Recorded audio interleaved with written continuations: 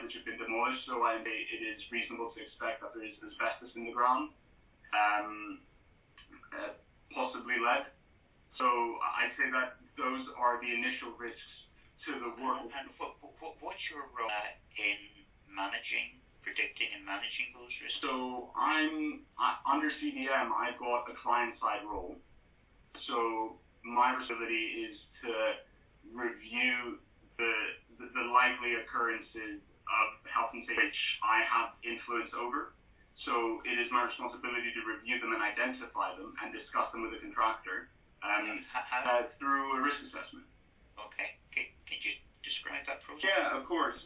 So essentially, it falls under the principles of prevention of the CDM.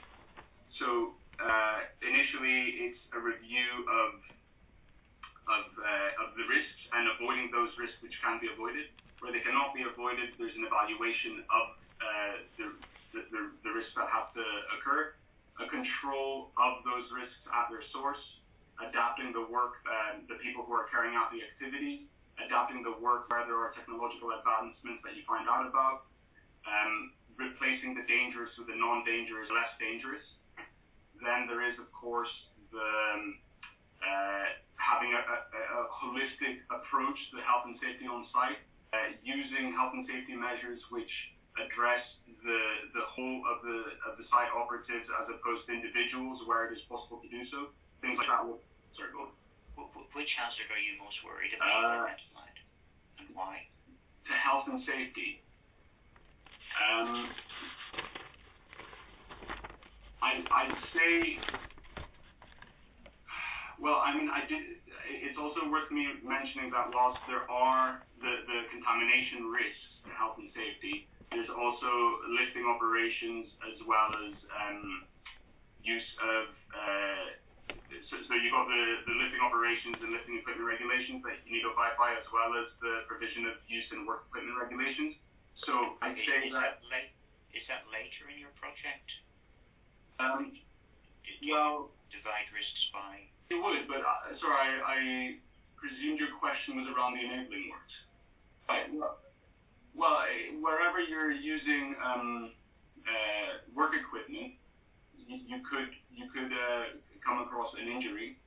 And in terms of lifting operations, I mean, any weight can be deemed to be a lifting. It could cause a lifting operation because it's not about the weight; it's also about the awkward shape an object might have. So I think whilst these works might affect the operation of the railway, I think that from people's perspective, I'd be most concerned about any injuries which might be occurring as a consequence of work equipment as well as contamination. That's to workforce you're worried about it?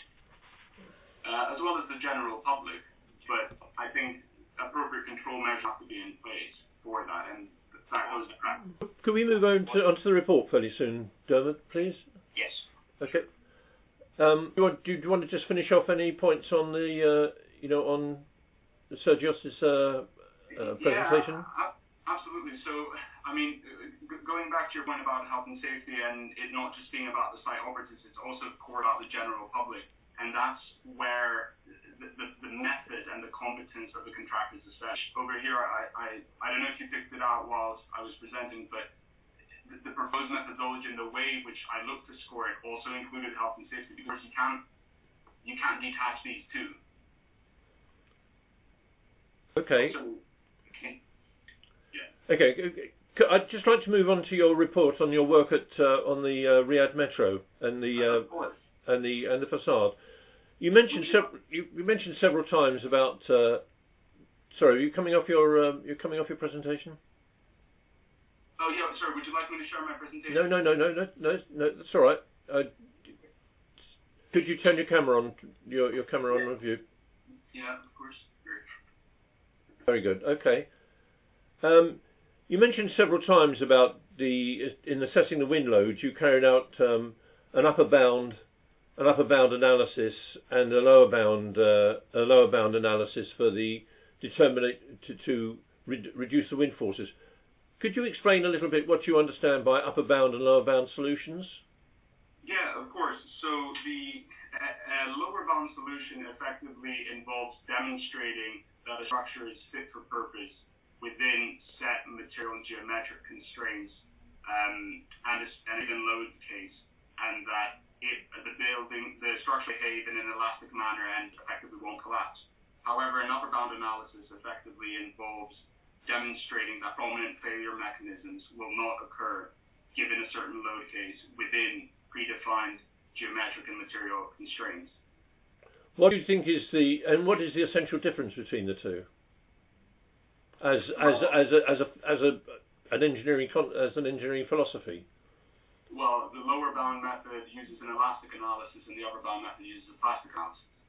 And which is so? If you come up with an upper bound solution, is it by definition safe or not safe or not determined, as opposed to a lower bound solution? Well, a lower bound solution, you are, provided you've done the calculation correctly, you're confident that the building structural integrity is there. With the upper bound method, you need to be a lot more diligent, because effectively what you are trying to demonstrate is that it takes less energy for a structure to continue collapsing. However, what's dangerous about it is that you could miss a failure mechanism. So how do you know that your upper bound solution is in fact safe? When you've eliminated all failure which require less energy than it requires for the structure to stand up, exclusive of course of those which have a load factor which is incredibly low, because those won't cause that failure. Can you talk us through a particular failure mode you examined? Yeah, of course. So there were both global as well as local failure mechanisms which I assessed, which were done through the Dallard method, and I've got a